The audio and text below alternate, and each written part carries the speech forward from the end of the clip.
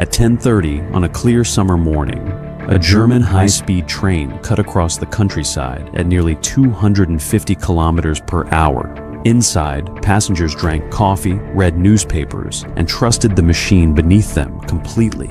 12 minutes later, that trust was shattered when a piece of the train itself ripped through the floor between two seats. What began as a routine journey turned into a chain reaction no one could stop.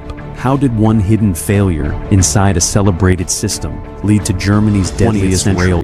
High-speed rail had become a symbol of progress. Japan proved it with the Shinkansen. France refined it with the TGV. Germany followed with confidence, introducing the Intercity Express, known simply as ICE. It was engineered to represent precision, discipline, and safety. Smooth rides, advanced computers, careful redundancy. For passengers, ICE trains felt closer to aircraft on rails than traditional rail cars. By the 1990s, these trains were moving at speeds exceeding 250 kilometers per hour, connecting major German cities with remarkable reliability. For travelers, ICE was not an experiment, it was routine. That sense of normalcy mattered because it hid the reality that some of the most dangerous failures do not announce themselves loudly. They begin as mild discomforts that engineers try to smooth away. Early ICE trains used solid steel wheels cast as a single piece. These monoblock wheels were strong and predictable, but after years of service, subtle problems emerged. At high speed, passengers noticed vibrations. Cutlery rattled in dining cars. Windows hummed. None of it felt dramatic, yet it signaled imbalance developing inside the wheels as friction wore them unevenly.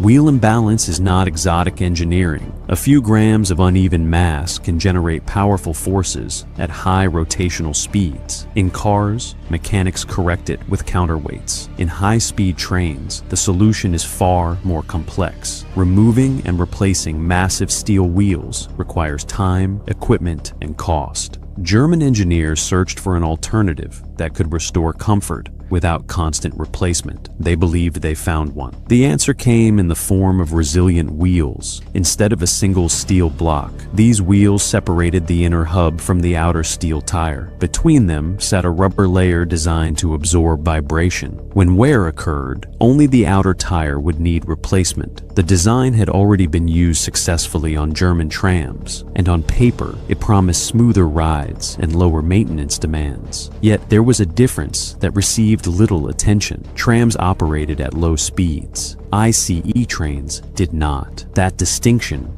buried beneath confidence and cost efficiency, became the hinge point on which everything later turned. Could a wheel designed to flex slightly under modest stress endure the relentless strain of high-speed rail? In 1992, the decision was made. Resilient wheels were approved for ICE trains and installed across the fleet. The system ran smoothly for years, reinforcing the belief that the solution worked. The vibrations faded. Passenger complaints declined. The issue appeared resolved. But what if silence was not proof of health? What if it was simply hiding something far worse? In the background, warnings surfaced quietly. A German research institute raised concerns about resilient wheels operating under high-speed conditions. Years later, a tram operator in Hanover discovered cracks forming in similar wheels and notified Deutsche Bahn. Each warning arrived without drama, and each failed to disrupt the confidence surrounding ICE operations. The trains were running smoothly. The data seemed reassuring. Nothing catastrophic had happened. That assumption would soon collapse. On the morning of June 3,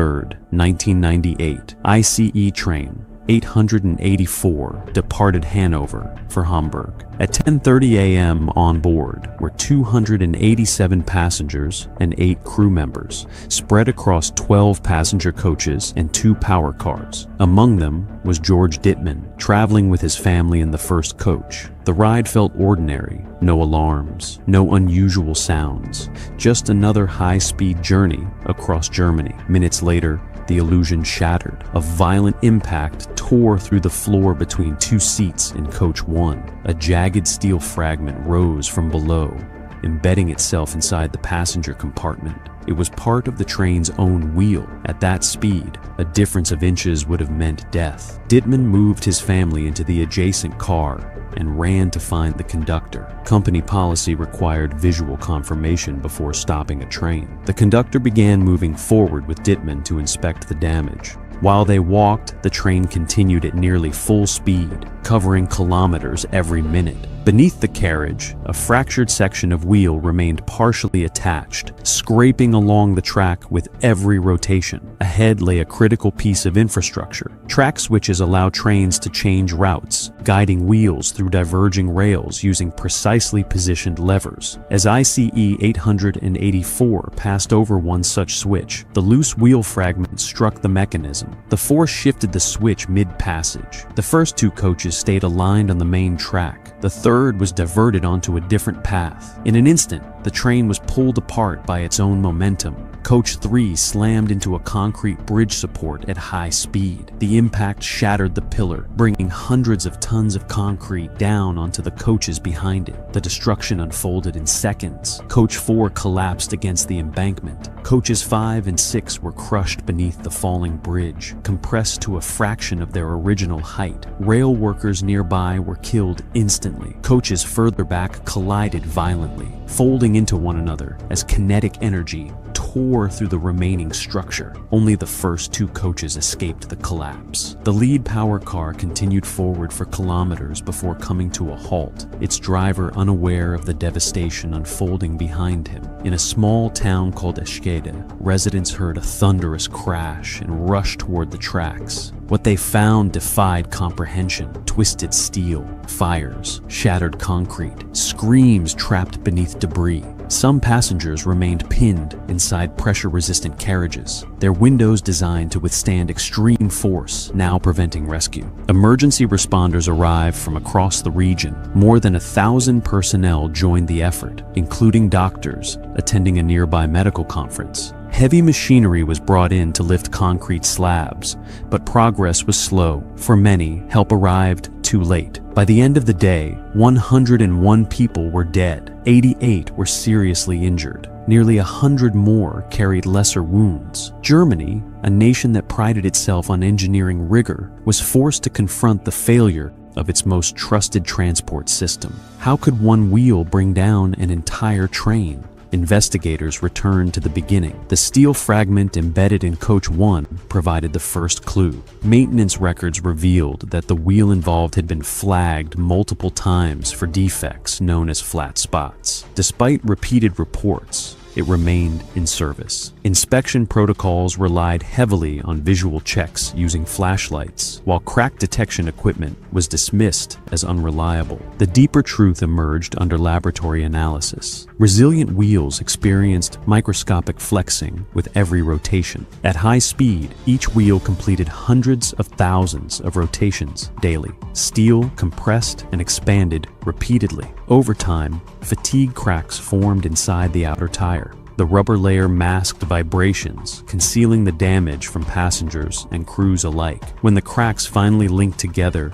the steel fractured catastrophically. This was not a freak accident. It was the result of accumulated decisions, overlooked data, and misplaced confidence. A design intended to solve one problem had quietly created another, more dangerous one. The very feature that smoothed the ride prevented early detection of failure. The Eschede disaster became a turning point in rail safety worldwide. Germany immediately removed resilient wheels from all high-speed trains, returning to monoblock designs despite higher maintenance costs. Track layouts near switches were redesigned, and bridges were relocated to reduce collapse risks. Pressure-resistant windows were replaced to allow faster rescue in emergencies. Training programs incorporated Eschede as a permanent case study in engineering ethics and system design. Today, ICE trains continue to operate, safer, and more closely monitored than before. Yet the lesson remains unsettling. Advanced technology does not fail because it is complex. It fails when small compromises align, when early warnings fade into background noise, and when comfort becomes the substitute for vigilance. If the quiet rattling of cutlery